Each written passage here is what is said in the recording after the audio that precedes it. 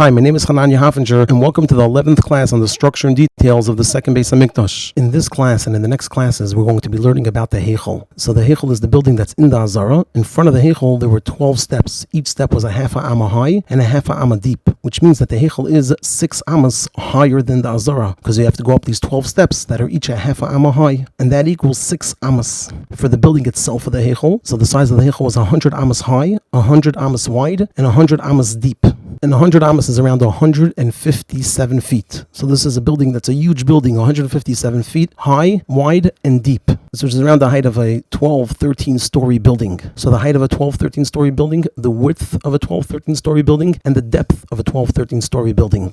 And to get some perspective of that, seeing it in the context of 770, so this is the Heichel. So it goes from here, the corner, it goes over both buildings of 770. It doesn't look like it here, but we'll see soon from another perspective. And it goes down Kingston all the way to here. So let's see it from other perspectives so we can see more clearly. It goes from the side here of the building of 770. It goes all the way to the corner of Kingston. And then along the building, it goes all the way here. And now coming to the front of the building, let's see it here from a different perspective. So if you look at it from here, so we could see that the height of the building would be around this high. And the door to the Heichel is around this size. So this is around the size of the height of the Heichel and the door. And you could imagine a person standing here, the size of a person, because here are the doors to the ladies section 770. You can imagine a person standing relative to here. Now to learn a little bit more about the general details of the Heichel. So the Heichel consisted of 2 floors. So we're talking about a 12, 13-story high building that only actually had in it 2 floors. So you can imagine how high each floor was. It was actually as high as what we saw before in the picture of the door. So that was the height of each of the floors. And now for the door that we already spoke about a little bit. So the doorway to the ulam was twice the size of all of the doorways. Like we learned earlier, it was 40 ammas high and 20 ammas wide. And it's also the only doorway that did not have actual doors. So it was twice the size and without any doors. It did have a pareches as all entrances had. However, it did not have any doors. And to see the height of these doors, so we'll see it in the context of people standing like we did earlier. So like we said, the doorway, the entrance to the ulam was 40 ammas high and 20 ammas wide. And this is about 63 feet high and 31 and a half feet wide, which this is about 11 times the height of a person that's 5 feet 10 inches tall and about as wide as 18 people. So here you can see the imagining the height of the people. And this is also around the height of a 6-story building. And then finally, just to get again a little more perspective, this would be the size of a person that's 5 feet 10 inches tall, standing on the floor before the steps, and a person standing on the steps. So this would be the height of the steps. This is the person standing in the doorway. So you can see the relative size of a person standing in this area. And we'll just now zoom back out again so you can see it in that perspective as well.